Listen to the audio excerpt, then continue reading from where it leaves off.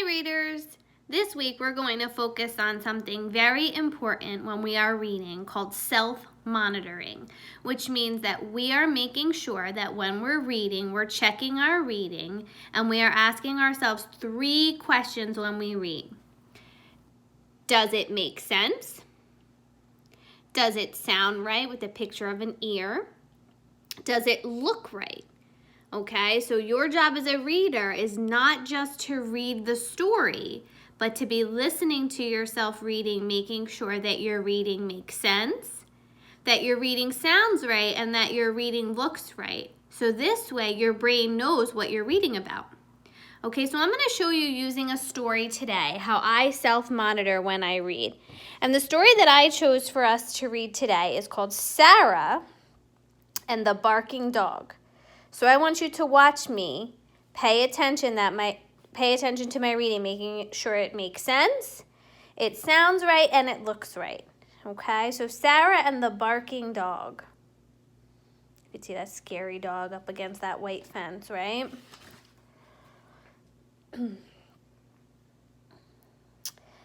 Sarah walked slowly along the street to school.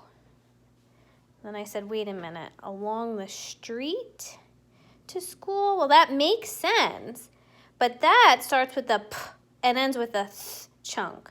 So that says path. So let me reread that again. Sarah walked slowly along the path to school. She could see Kieran waiting with her little sister, but Sarah stopped when she came to the white fence.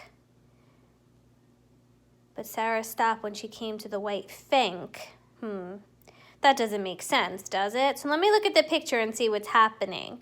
So Sarah's walking past, what's white? A white, okay, that would be fence. That would make sense. But Sarah stopped when she came to the white fence. The big dog had seen her. Oh no, and you could see she's looking pretty scared, right? He jumped at the fence and barked and barked. Sarah started to run. She ran and ran as fast as she could to Kieran's house. After school, Mom and Lucy came to meet Sarah. "Here we are," called Mom. Here we are? That doesn't make sense. Let me look here. Oh, that's a snap word. Here, that word is here we are, makes sense. Here we are, called Mom. Oh, good, said Sarah. Now I don't have to walk past that big dog all by myself. It barks at me every day, Mom, and I'm tired of it. Well, that makes sense, but now that I'm looking at it, I don't think that word can be tired. It doesn't look right. It starts with a sk blend, and I'm scared. And it ends with a d ending. And I'm scared. It barks at me every day, Mom, and I'm scared of it. If you knew that at home, nice job helping me make sense. So it's as if Sarah's relieved that Mom and Lucy come pick her up, right? Look, Sarah, said Mom, the dog can't get you. It can't get over that tall fence. And the gate is always shut. Lucy looked into the garbage. Hello, dog, she called. Hello, dog. Wait, Lucy's here. Did Lucy look into the garbage?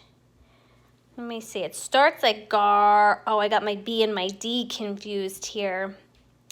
She looked into the garden. Oh, the garden where the dog is. Okay, so I need to make sure that I'm putting all the right sounds there. So I have to go back and reread. Lucy looked into the garden. Hello, dog, she called. Hello, dog. Don't say that, Lucy, cried Sarah. Don't wake him up. We have to get home. Come on. Goodbye, dog, said Lucy. You can see Sarah so scared. She's got her fingers in her mouth. Sign says beware of the dog, but the dog's sleeping, right?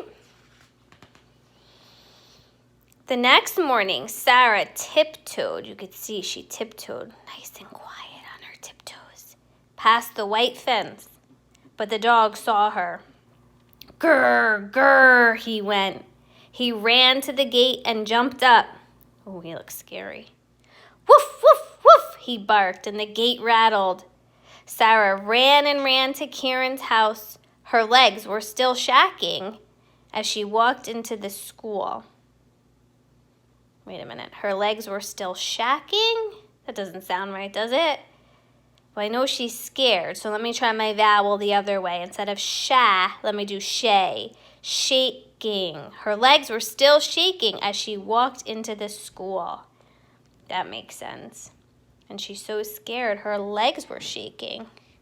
Feel sorry for Sarah. That afternoon, Sarah walked home with Mom and Lucy again. When they came to the house where the big dog lived, Sarah stopped. Let's see what's on this truck. It says moving people at the dog's house. Moving people. Is that a moving truck? I wonder if the family's moving. Look, Mom, she said. There is a big truck in the Briv. There is a big truck in the Briv. That does not make sense. Doesn't sound right either. Let's go back. There's a big truck in the... Oh, that's a D, that's why. So it starts with a bl and a dr. And there's that silent E. It's going to jump over and make the I say I. Drive, drive. There's a big truck in the drive. Oh, I guess it's short for driveway, huh? That makes sense. So there is, said Mom. The family must be moving away. They all stopped and watched as the truck drove slowly past the gate and down the road. Then Sarah saw a car following the truck.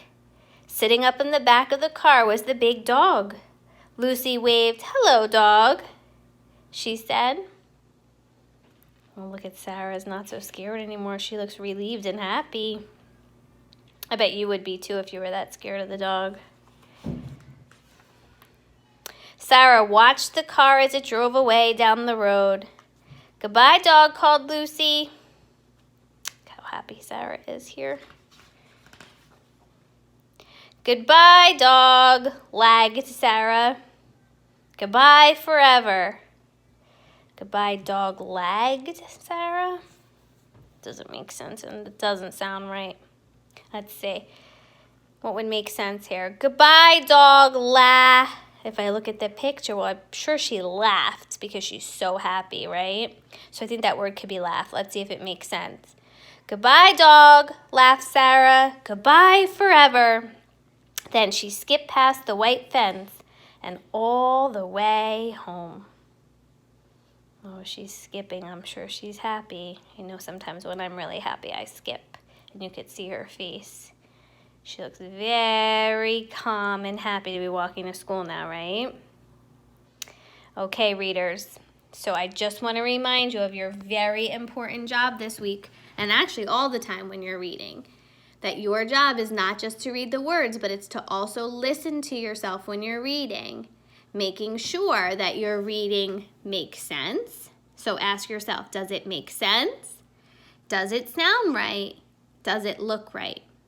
And if you stop and you ask yourself that and something doesn't make sense, or something doesn't sound right, or something doesn't look right, I want you to stop and fix your mistake before you move on.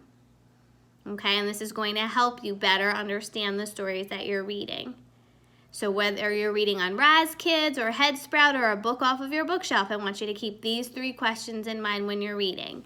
Okay, keep up the great work.